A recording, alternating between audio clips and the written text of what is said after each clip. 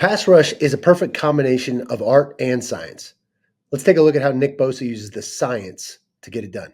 Let's film study. Week 8 of the 2024 season, we've got 49ers versus Cowboys, and we are paying attention right now to Nick Bosa and his pass rush. Now, we have talked about this before, that the importance of understanding centripetal force whenever we're pass rushing is very key. All right. The reason is because we have some momentum carrying us up the field or in the direction that we're moving, and we need to oppose that momentum with a force that's seeking the center of the arc that we're running. Okay, so what does that mean? It means that our inside foot has to get turned to the quarterback if we're ever going to end up at the quarterback. So I want you to watch Nick Bosa on this pass rush. We're going to run it in slow motion, but every step he takes with his inside foot is pointed at the quarterback or where he believes the quarterback is going to be. Watch this. Takes off, first step. Okay, right now, if I were to draw a line to the quarterback from his foot, it looks like it would go right about there. Yep, and that's the right aiming point. Now, next step, right there. Okay, now, it looks to me like this step is even a little bit farther inside of the quarterback, and that's probably because he anticipates the quarterback stepping up in the pocket. So if I were to draw a line from his heel through his toe and continue that line straight, that's a little bit in front of the quarterback here, okay? Now, part of that reason could also be that if he's feeling force up the field by the offensive lineman who's blocking him, then he would be turning his foot even farther past the center point in order to cancel that force out. Okay, so even though we're theoretically trying to seek the center of this circle, there are forces acting on us other than just our own momentum.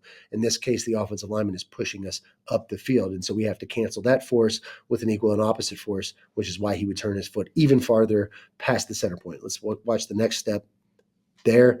Again, his foot is turned a little bit farther inside than you would expect if there were no other forces acting on him than his own momentum in order to get where the quarterback is. But you can see this offensive lineman is clearly acting upon him with some force up the field, okay, in this direction like this. All right. So in order to cancel that out, he turns his foot even farther inside than would otherwise be indicated by the arc. Next step, right there. Now you can see there's no more force acting on him from the offensive lineman. He's disengaged from him, and now that foot is pointed directly at the quarterback. And then he finishes there. You can see his foot is turned all the way to the quarterback. He's now in contact with him, so he's at his destination. Let's look at that one more time from the other angle. Now, obviously, Nick Bosa is also an artist in this. It's not just the science, but he does understand that inside foot needs to get turned to his target. So there's the first step, pointed right at the quarterback. Next inside step, you can see we remember it's pointed slightly inside of the quarterback. And again, that's because he's feeling some force being acted upon him by this offensive lineman in a direction opposite of where he's trying to go, or at least perpendicular to where he's trying to go. So he's turning it farther inside. Next step, again, that foot is pointed inside of the quarterback, all right, or downfield of the quarterback.